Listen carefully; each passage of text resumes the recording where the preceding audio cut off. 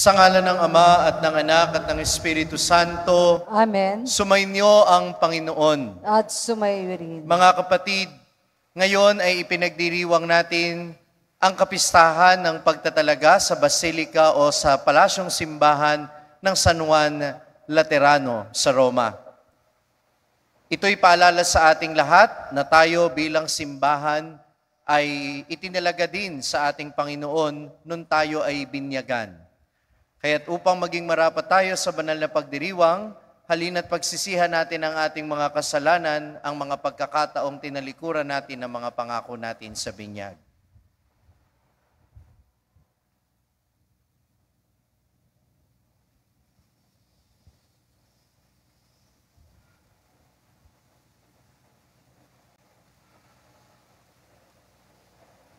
Isinugong tagapagpagaling ng mga nagsisisi, Panginoon, kaawaan mo kami. Panginoon, kaawaan mo kami. Dumating na tagapag-anyaya para makasalanay magsisi, Kristo, kaawaan mo kami. Kristo, kaawaan mo kami. Nakaluklok ka sa kanan ng Ama para ipamagitan kami, Panginoon, kaawaan mo kami. Panginoon, kaawaan mo kami. Kaawaan tayo ng makapangyarihan Diyos, patawarin tayo sa ating mga kasalanan, at patnubayan tayo sa buhay na walang hanggan. Amen. Papuri sa Diyos sa kaitaasan.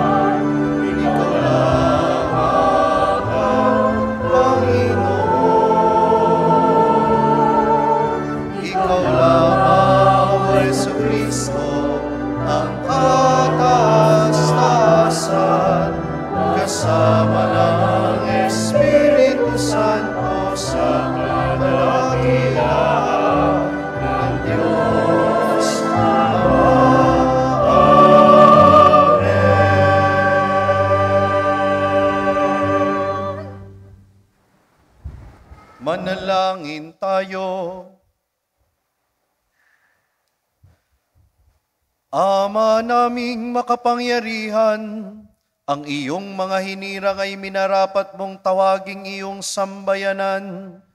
Ipagkaloob mo ang mga natitipon ngayon sa ngalan mo ay magpitagan, magmahal at makasunod sa iyo, upang sa iyong pagtataguyod ay makarating sa pagkakamit ng iyong pangako sa iyong piling. Sa pamamagitan ni Hesu Kristo, kasama ng Espiritu Santo, magpasawalang hanggan. Magsiupo po ang lahat. Tayo po ngayon ay nasa unang bahagi ng ating pagdiriwang, ang liturhiya ng salita ng Diyos. Sa unang pagbasa, matutunghayan natin mula kay Propeta Ezekiel ang paglalarawan sa templo ng Jerusalem. Dito, dumadaloy ang tubig na nagbibigay buhay at nagpapagaling, tulad ng dugo at tubig na dumaloy sa tagiliran ng Panginoong Hesus nang siya ay ulisin. Ang salita ng Diyos mula sa aklat ni Propeta Ezekiel. Noong mga araw na iyon, bumalik kami ng anghel sa pintuan ng templo. Sa ilalim nito ay may agos ng tubig papunta sa silangan. Ang templo ay paharap sa silangan. Ito'y nagmumula sa gawing timog na bahagi ng templo, sa gawing timog ng altar. Lumabas kami sa pintuan sa gawing hilaga, at iniligid niya ako papalabas sa pintuan sa gawing silangan. Doon ay may hinang agos ng tubig sa gawing timog sa hagdanan. Sinabi niya sa akin, ang tubig na ito ay papunta sa dakong silangan hanggang dagat na patay. Pag-abot nito sa dagat na patay, malilinis ang tubig nito. Lahat ng lugar na maaagusan nito ay magkakaroon ng lahat ng uri ng hayop at isda.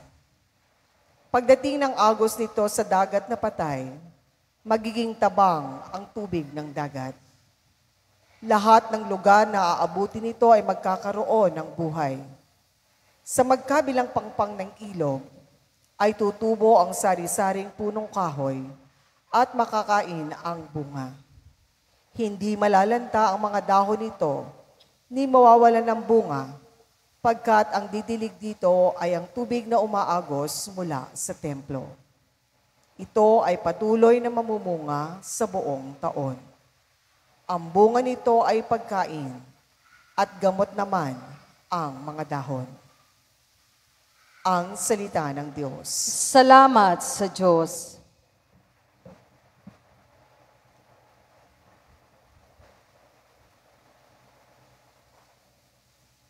Salmong Tugunan. Sa bayan ng dakilang Diyos, batis niya'y may tuwang dulot. Ulitin po nating lahat. Sa bayan ng dakilang Diyos, batis niya'y may tuwang dulot.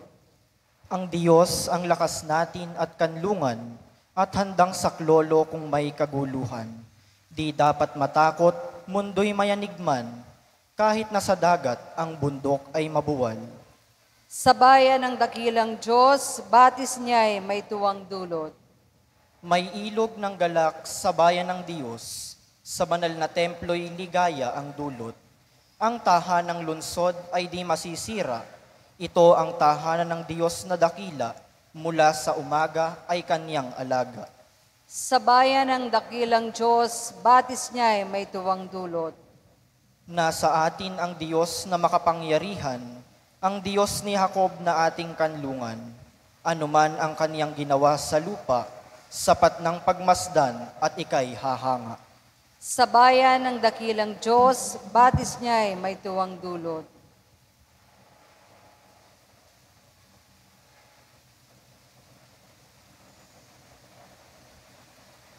Sa ikalawang pagbasa, pinaaalala sa atin ni Apostol San Pablo na tayo ang buhay na bato at tayo ay nakatayo kay Kristo, ang panulukang bato. Ang salita ng Diyos.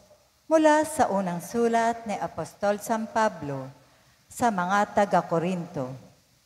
Mga kapatid, kayo ang gusali ng Diyos ayon sa kaloob ng Diyos sa akin. Ako ang naglagay ng pundasyon bilang mahusay na tagapagtayo.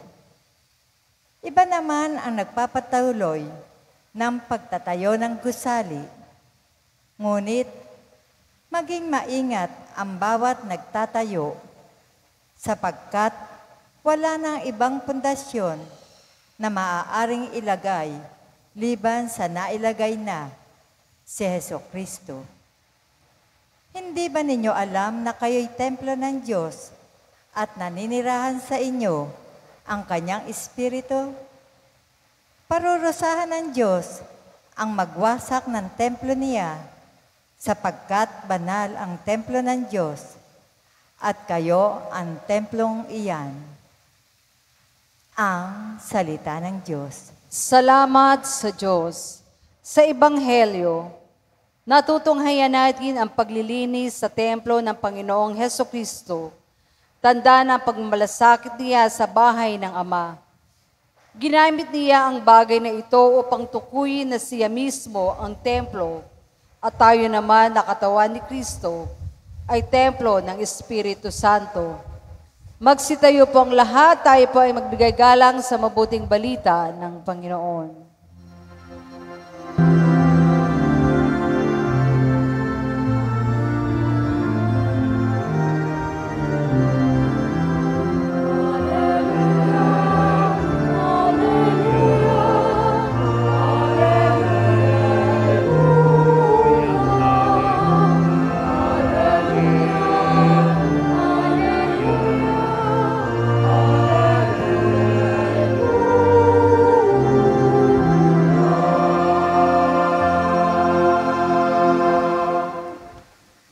Sumainyo ang Panginoon. At sumaiyo rin. Ang mabuting balita ng Panginoon ayon kay San Juan.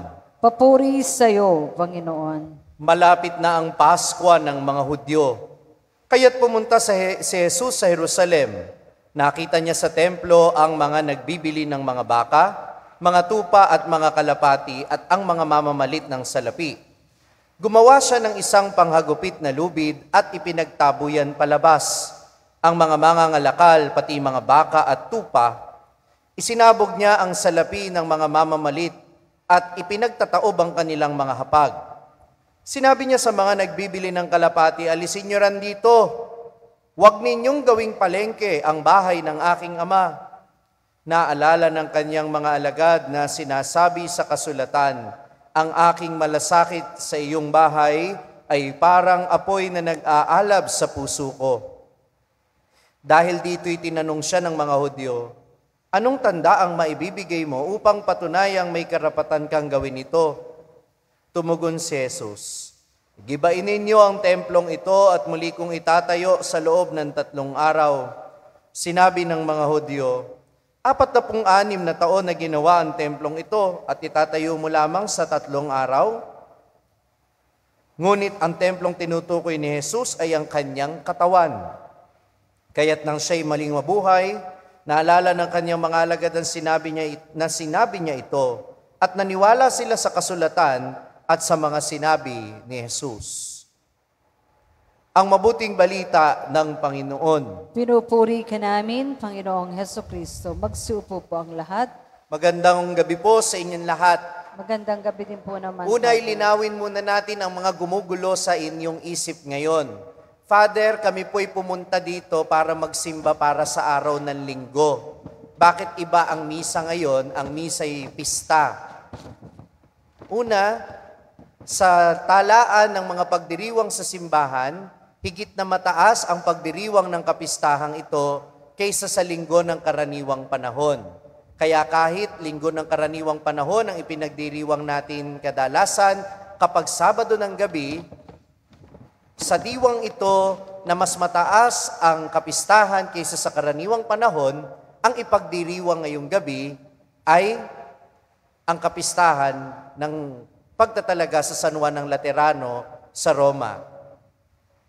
Father, kahit po ba iba yung readings at iba yung prayers, na-satisfy na po ba ang aking pagsisimba para sa araw ng linggo o Sunday Mass obligation? Ano ang sagot? Opo. Kaya swerte ninyo, nagsimba kayo 2-in-1. Nakapagsimba kayo sa kapistahan at nagampanan pa ninyo ang inyong Sunday Mass obligation. Pero kung gusto ninyong marinig ang reading at ang homily bukas na iba, magsimba ulit kayo bukas. O kaya, mag-like at subscribe kayo sa Madaling Sabi sa aking page. At doon yung mapapanood. Yung homily naman para bukas. O mag-download ng Hallow app. Bakit pangalawang maaaring bumabagabag sa inyo o naglalaro sa inyong isip, ba't naman natin pinagdiriwang yan, Father? Meron naman tayong sariling basilika dito. Kapitbahay lang natin. Basilica Minore yan. Ang ipinagdiriwang natin ay isa talagang basilika. At kauna-unahan sa mga basilika sa buong mundo. At ito yung San Juan ng Laterano sa Roma. Ito po ay isang property ni Emperor Constantine na idinonate sa simbahang Katoliko nung siya ay na-convert bilang Kristiyano. Ito po'y pagmamayari noon ng Lateran family at ibinigay bilang regalo kay Constantine. Si Constantine naman, iniregalo ito sa simbahang Katolika at ito'y pinatayo, yung dating palasyo ay itinayo bilang simbahan. Kaya ang tawag sa kanya ay Basilika, Palasyong Simbahan. Ganun pala yun. Opo, kaya po, yung basilika, basileia, ibig sabihin malaking bahay, mansyon, ibig sabihin palasyo. Ngayon, ito po'y tumutukoy na sa simbahan. So, ang simbahang ito ay mahalaga, hindi lang dahil ito ang unang basilika, kundi itong simbahan na ito ay partikular na nakatalaga upang maging simbahan ng obispo ng Roma. So kung meron tayong simbahan para sa obispo ng Malolos at nasaan yung simbahan na yon? Turo nyo sa akin, nasaan? Nasa bayan, nandun. Yung katedral natin, nandun ang katedra o upuan ng obispo ng Malolos, kaya yon ang simbahan ng obispo ng Malolos. Ano naman ang simbahan ng obispo ng Roma? Ano ang simbahan ng obispo ng Roma? Hindi St. Peter's Basilica, kundi ang St. John Lateran Basilica sa Roma. Yun. Kaya siya naging mahalaga dahil lahat ng Santo Papa, mula noon hanggang ngayon, ay dito sa simbahan na ito itinatalaga. In fact, yung upuan ng Santo Papa ay wala po sa St. Peter's Basilica, kundi nasa St. John Lateran. Kaya tinawag itong Mother of All Basilica. Dahil ang basilikang ito ay mas matanda pa kaysa sa St. Peter's Basilica. Kaya po, napakahalaga nito at tinatawag itong basilika na ito bilang Mater et Caput Ecclesiae. Ang ina at ulo ng lahat ng simbahan sa buong mundo. Sapagkat dito nagmula ang pagkakaroon ng mga simbahang bato. Dahil dati, ang mga simbahan ng mga Kristiyano ay mga bahay-bahay lamang. Ang simbahan natin dati, dahil nagtatago yung mga Kristiyano, yung mga ilalim, mga tunnel, mga dungeons, yung mga sementeryo, diyan po sila nagmimisa. Pero nung ipinatayo na ang Basilika ng San Juan ng Laterano sa Roma, nagsimula ng magsulputan ang mga simbahang bato. Kaya ito nga ang Mater et Caput Ecclesiae.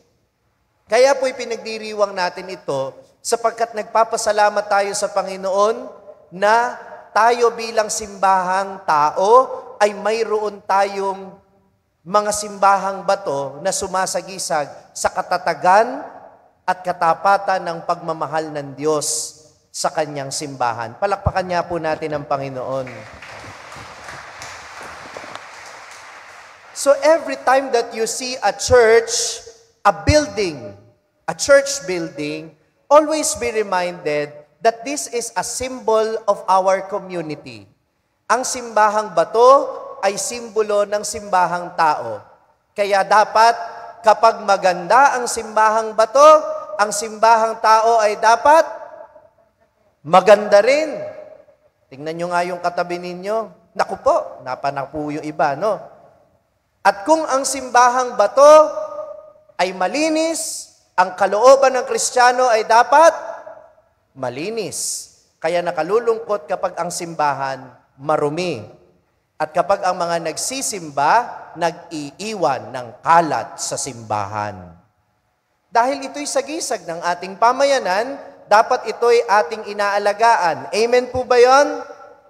Kaya sama-sama nating pangalagaan ang ating mga simbahang bato. Ito ang unang kahulugan ng ating pagdiriwang ngayon na itong simbahan natin, kagaya ng San Juan Laterano, ay itinalaga para sa pagsamba sa Panginoon. Kaya dapat alagaan natin at dahil ito'y simbolo din ng ating pamayanang Kristiyano. Nakalulungkot po pag nagpunta kayo sa ibang bansa. Ang gaganda ng simbahan. Pero, malaking pero, pag pumasok kayo sa loob ng simbahan, ano ang makikita ninyo? Marami sa mga simbahang ito, wala ng upuan. Tanong nyo sa akin, bakit? Dati hindi naman talaga uso upuan. Dahil nakatayo lang silang nagsisimba. Pero bukod doon, wala na kasing nagsisimba. At ang malungkot man yun, meron namang masaya doon. Tanong nyo sa akin, ano? Pag nakakita kayo ng nagsisimba, karamihan, mga Pilipino pa. At yung mga simbahan na talagang wala nang nagsisimba, alam nyo kung anong ginagawa? Yung simbahan, ikino-convert na restaurant, museum, at hotel. Nakakalungkot po, no? Dating simbahan, naging restaurant, museum, hotel. Ina-acquire na ng government yung property ng simbahan dahil hindi na ito pinakikinabangan ng simbahan. Nai-imagine ba ninyo na ang Baraswain Church, 50 years, 100 years from now, isa na lang itong restaurant, museum, o hotel? Gusto nyo ba yon? Gusto nyo ba yon? Malungkot ba yon? Pues, ituro natin ang pananampalataya sa mga nakababatang henerasyon. At turuan natin sila na wag lamang mamangha sa ganda ng simbahan, kundi makiisa sa buhay ng simbahan. Amen? Kaya kung merong mga hindi nagsisimbang kabataan sa inyo, pagsimbahin ninyo sa simbahang ito para wag dumating ang panahon na itong simbahan nito ay maging restaurant, hotel, o museum. At ang ibig sabihin din nito, pangangalagaan natin ang ating pananampalataya, ituturo natin sa kanila para wag nila itong talikuran, para ito'y kanila ding mahalin. Amen ba yon? Pangalawa, ang pagtatalaga ng simbahan na ipinagdiriwang natin ay nagpapaalala ng pagkakatalaga natin sa Diyos bilang simbahang bato at bilang templo ng Espiritu Santo. Sinasabi sa atin ng Ebanghelyo ngayon, ang sabi ni Jesus, ang sabi ng Ebanghelyo, ang tinutukoy ni Jesus na kanyang sisirain at itatayo muli sa huling araw ay ang templo ng kanyang katawan. Nung tayo'y binyagan, ang ating katawang lupa ay naging templo din ng Espiritu Santo. Amen? Nung tayo'y binyagan, naging bahagi tayo ng simbahan. Sabi ni San Pablo, tayo'y mga iba't ibang bahagi ng iisang katawan ni Kristo. Siya ang ulo, tayo ang katawan. Sabi naman ni San Pedro sa kanyang sulat, tayo ay tila ba mga bato na buhay na bumubuo sa isang istruktura ng simbahan. Kaya ano ang sabi ni San Pablo? Tayo ang katawang mistiko ni Kristo. Kapag sinabing katawan ni Kristo, hindi lang ito tumutukoy sa kanyang katawan at dugo na tinatanggap natin sa komunyon. Ito'y tumutukoy din sa ating pamayanan. Tayo ang katawan ni Kristo. Sabihin nga nating lahat, we are the body of Christ.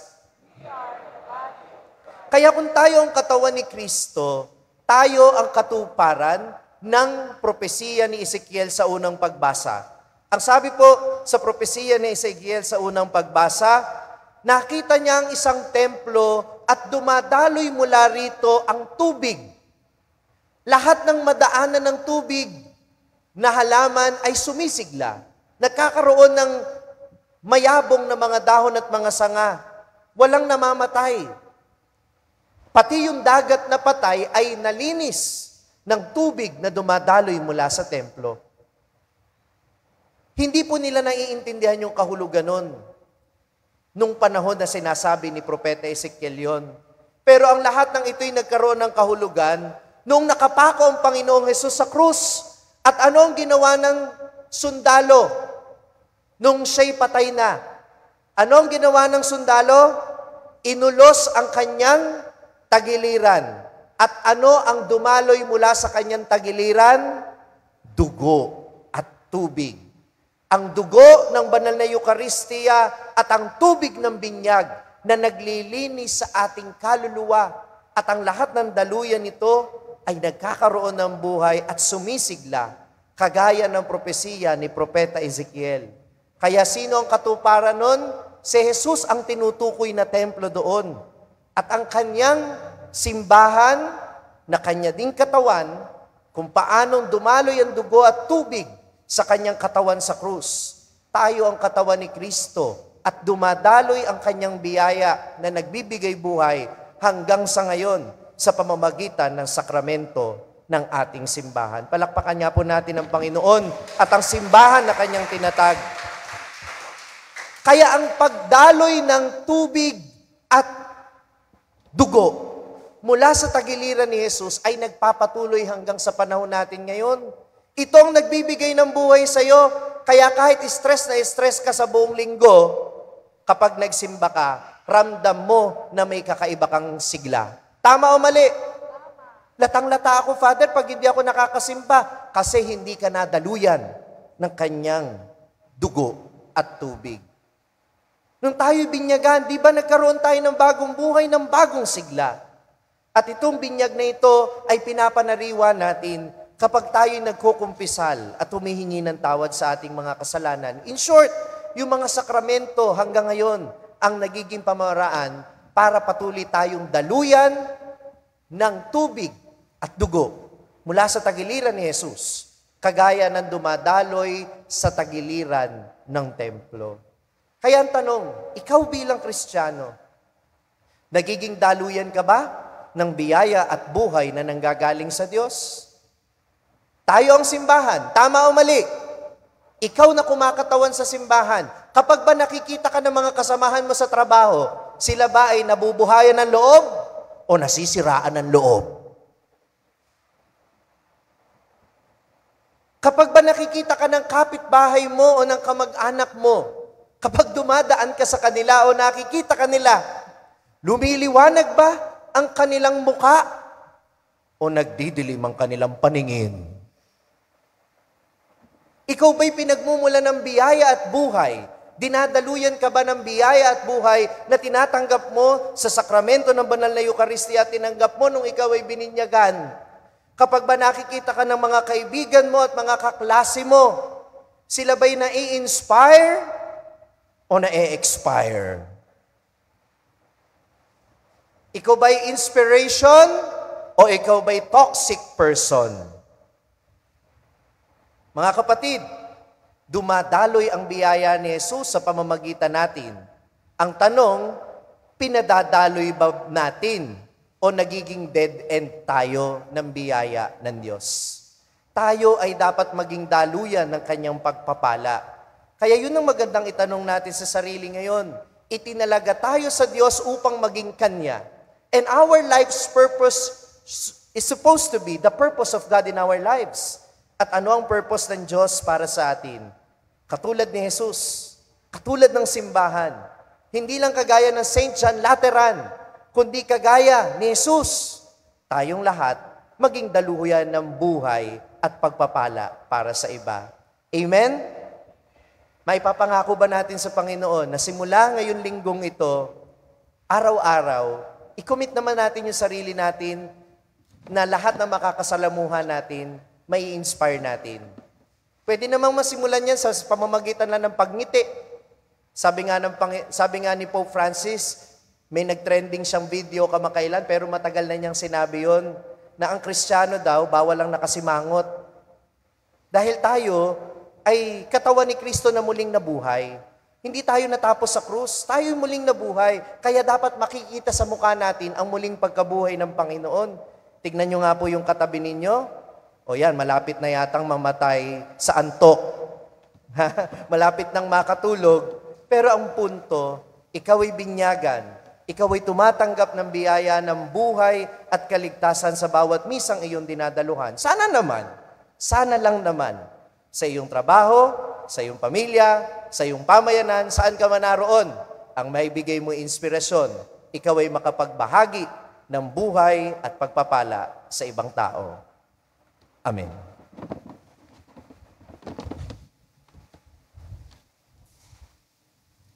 Magsitayo na po ang lahat. Sumasampalataya ako sa Diyos amang makapangyarihan sa lahat na may gawa ng langit at lupa. Sumasampalataya naman ako kay Jesucristo, ang isang anak ng Diyos, Panginoon nating lahat. Nagkatawang tao siya, lalang ni Espiritu Santo, Pinanganak ni Santa Mariang Birhen, pinagpakasakit ni Poncio Pilato, pinako sa krus, namatay, inilibing, nanaog sa kinaroroonan ng mga yumao, nang may katatlong araw na buhay na maguli. Umakyat sa langit, naluklok sa kanan ng Diyos sa mga makapangyarihan sa lahat. Doon magmumulat pa rin dito at maghukom sa mga nabubuhay at namamatay na tao. Sumasampalataya naman ako sa Diyos Espiritu Santo, sa banal na simbahang katolika, sa kasamahan ng mga banal, sa kapatawaran ng mga kasalanan, sa pagkabuhay na muli ng mga namatay na tao, at sa buhay na walang hanggan. Amen.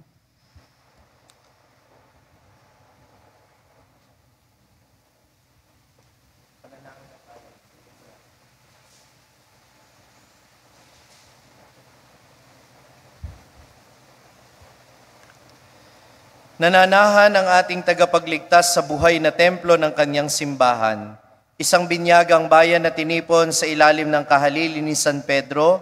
Manalangin tayo sa ating Ama sa tulong ng banal na Espiritu. Panginoon, dinggin mo ang aming panalangin. Panginoon, dinggin mo ang aming panalangin. Ang pandaigdigang simbahan, nawa ay lumago sa pagkakaisa at pananampalataya sa pamamagitan ng ating katapatan sa Santo Papa. Manalangin tayo sa Panginoon. Panginoon, dinggin mo ang aming panalangin. Ang mga bansa nawa ay mabuhay sa kapayapaan at iwasan ang paghihiganti at paglalaban. Manalangin tayo sa Panginoon. Panginoon, dinggin mo ang aming panalangin. Ang mga naghahanap sa Diyos, naway matagpuan ng bato ng pananampalataya ni San Pedro at ang lakas ng loob ni San Juan Bautista. Manalangin tayo sa Panginoon. Panginoon, dinggin mo ang aming panalangin. Atin nawang ipakita ang ating pananampalataya sa pamamagitan ng ating pangangalaga at paggamit sa gusaling ito ng simbahan. Manalangin tayo sa Panginoon. Panginoon, dinggin mo ang aming panalangin.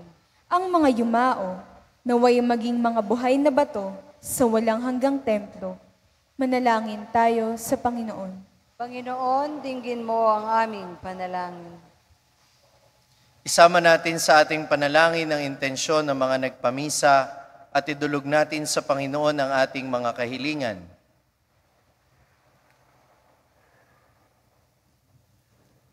Mapagmahal na Ama, itinaas mo ang katawan ng iyong anak, ang malwalhating templo ng muling pagkabuhay, bilang kanyang katawang mistiko at templo sa lupa.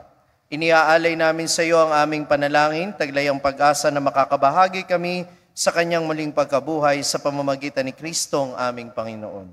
Amen. Magsiupo na po ang lahat. Tayo po ngayon ay nasa ikalawang bahagi na ating pagdiriwang, ang liturhiya ng Eucharistia.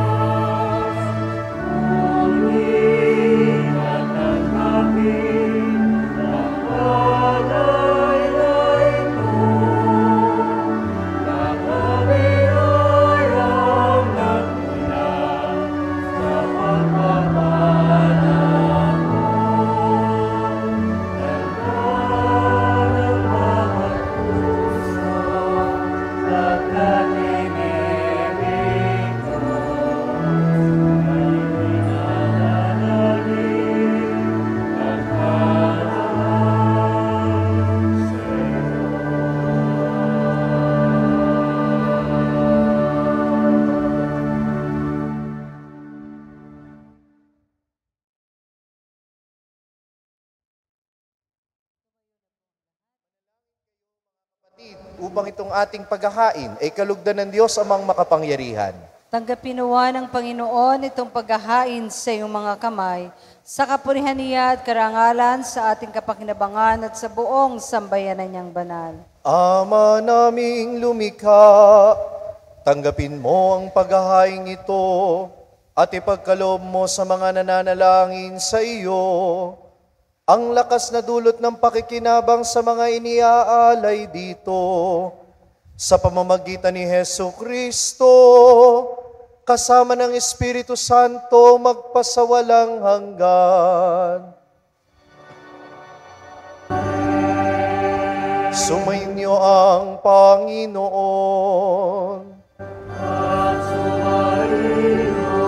Itaas sa Diyos ang inyong puso at diwa.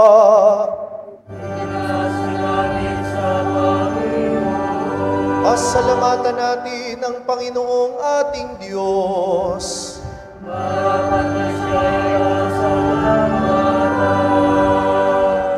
Ama naming makapangyarihan, tunay ngang marapat na ikaw ay aming pasalamatan, minarapat mong manahan sa bahay dalanginang itinayo para sa iyo, upang kami mahubog mo bilang tahanan ng iyong Espiritu, na maipagkakapuri mo sa pagtataglay ng iyong sariling kariktan. Itinilaga mo sa iyong kabanalan ng gusaling kababanaagan, ng iyong tinipong sambayan ng kaisa ng anak mo palagi, nang makapagluwal ng mga kasapi na sa iyo'y sasapit ng malwalhati. Kaya kaisa ng mga anghel na nagsisiawit ng papuri sa iyo ng walang humpay sa kalangitan, kami ay nagbubunyi sa iyong kadakilaan.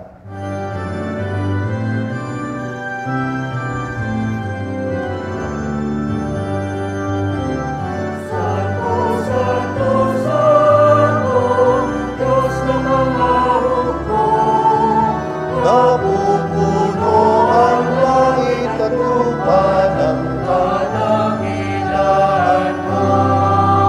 Hosana, Hosana, Hosana, Hosana, Hosana, sa kaitaasan, pinagpalang na pahinito.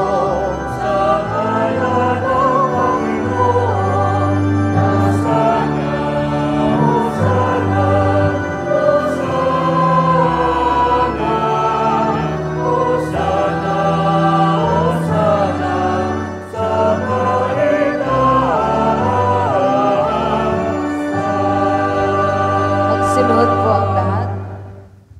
Ama naming banal, ikaw ang bukal ng tanang kabanalan, kaya't sa pamamagitan ng iyong Espiritu, gawin mong banal ang mga kaloob na ito upang para sa amin ay maging katawan at dugo ng aming Panginoong Hesukristo.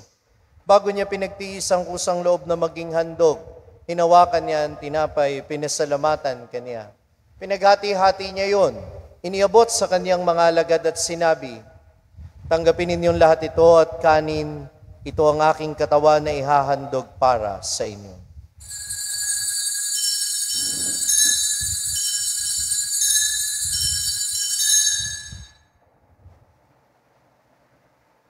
Gayon din naman nung matapos ang hapunan, hinawakan niya ang kalis.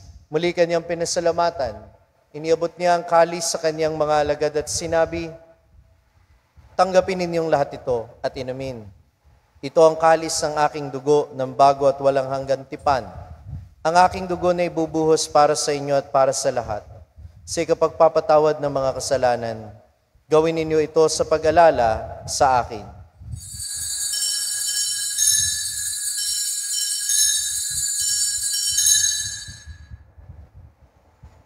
Magsitayo na po ang lahat. Ipagbunyi natin ang misteryo ng pananampalataya.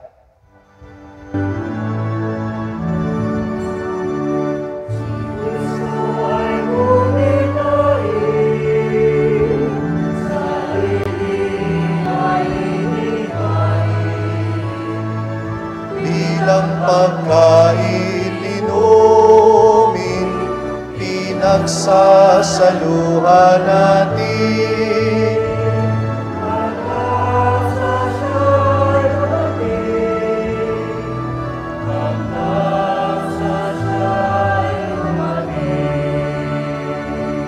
Ama, ginagawa namin ngayon ang pag-alala sa pagkamatay at muling pagkabuhay ng iyong anak. Kaya't iniaalay namin sa iyo ang tinapay na nagbibigay buhay at ang kalis na nagkakaloob ng kaligtasan. Kami nagpapasalamat dahil kami iyong minarapat na tumayo sa harap mo para maglingkod sa iyo. Isinasamo namin kaming magsasalo-salo sa katawan at dugo ni Kristo'y mabuklod sa pagkakaisa sa pamamagitan ng Espiritu Santo. Ama, lingapin mo ang iyong simbahang laganap sa buong daigdig.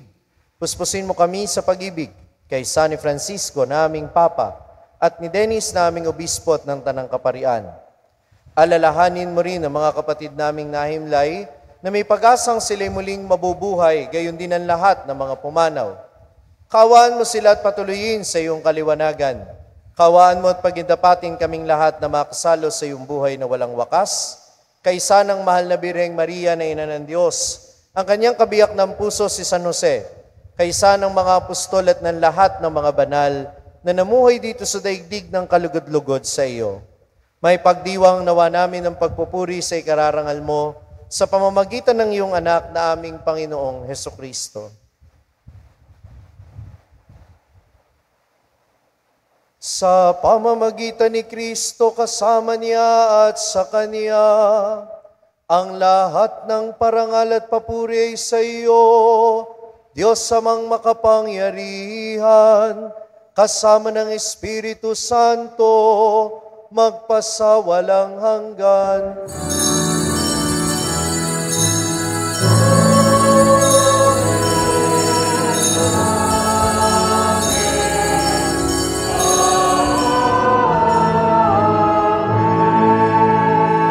Tagubili ng mga nakagagaling na utos sa turo ni Jesus na Panginoon natin at Diyos, ipahayag natin ang lakas loob.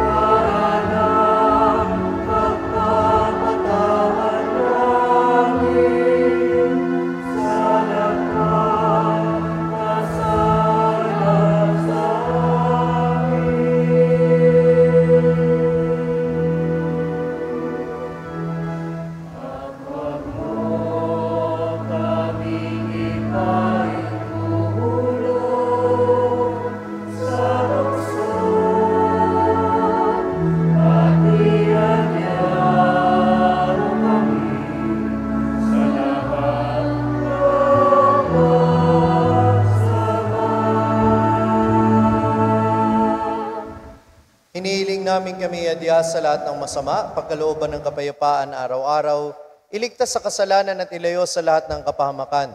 Samantalang aming pinananabikan ang dakilang araw ng pagpapahayag ng tagapagligtas naming si Hesukristo.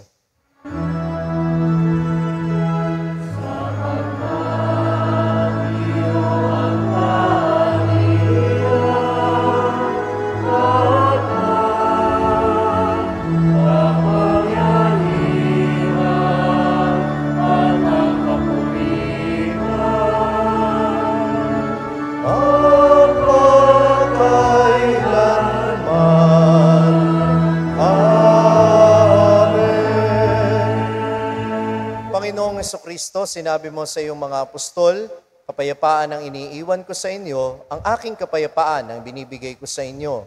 Tungayan mo ang aming pananampalataya at huwag ang aming mga pagkakasala. Pagkalooban mo kami ng kapayapaan at pagkakaisa ayon sa iyong kalooban, kasama ng Espiritu Santo magpasawalang hanggan. Amen. Ang kapayapaan ng Panginoon ay lagi nawang sumainyo. At sumayin. Magbigayan kayo ng kapayapaan sa isa't isa.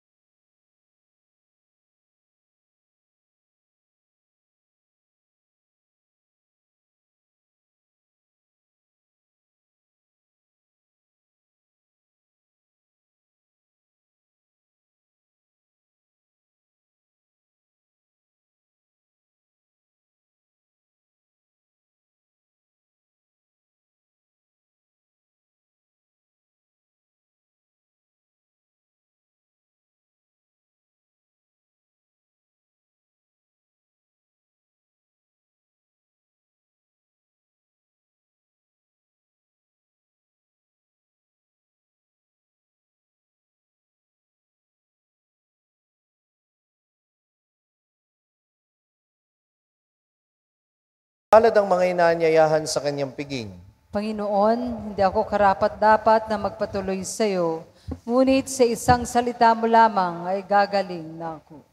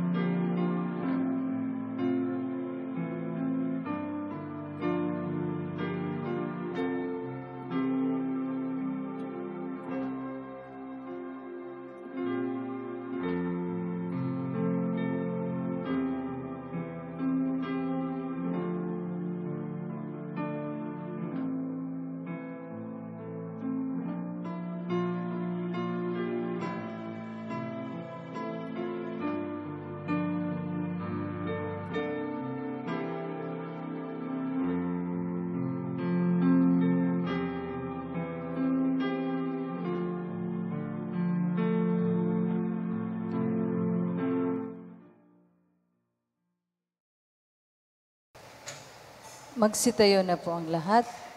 Manalangin tayo.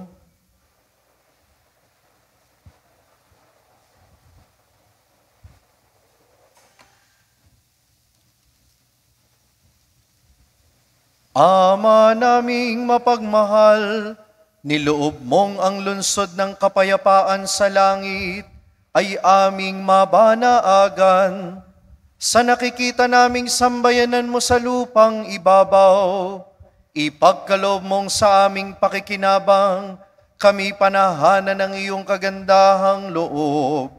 At ang tahanan ng iyong kadakilaan sa langit ay aming mapasok. Sa pamamagitan ni Hesu Kristo, kasama ng Espiritu Santo magpasawalang hanggan. Awitin natin ang pasasalamat. Magsiupo muna po ang lahat. Awitin muna natin pasasalamat.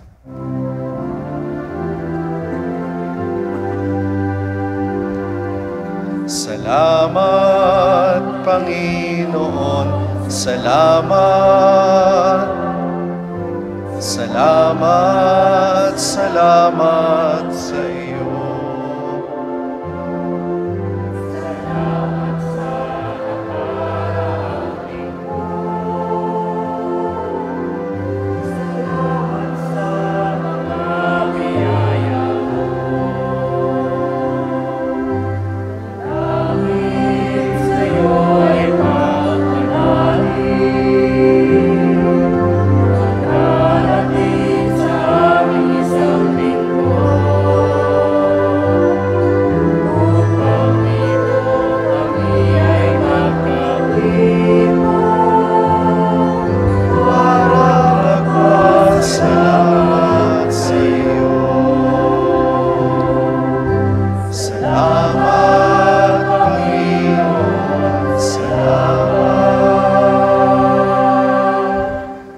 Magsiupo muna po sumandali. Tumayo na po ang lahat. Maraming salamat po sa lahat ng naglingkod sa ating dambana, sa lahat ng mga nagpamisa, at sa ating mga bisita. Meron po bang mga bumisita ngayon sa Barasoin Church? Mga dayo po galing sa iba't ibang lugar. Palakpakan po natin sila. Welcome po sa makasaysayang simbahan ng Barasoin. At muli, seryoso ko kanina, ini-invite ko kayo na mag-download ng Hallow app. Hindi lang naman yung reflections ko yung makikita ninyo doon. Meron na rin pong bagong content kami ngayon na English at Cebuano reflection para po sa mga marunong mag-Cebuano. At meron pong bagong content na challenge on spiritual warfare.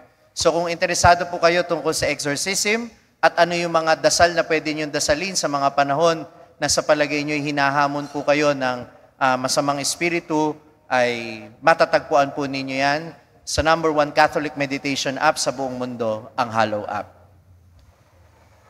Sumainyo ang Panginoon. At sumayo rin. Iyuko ang inyong ulo at tanggapin ang pagpapala.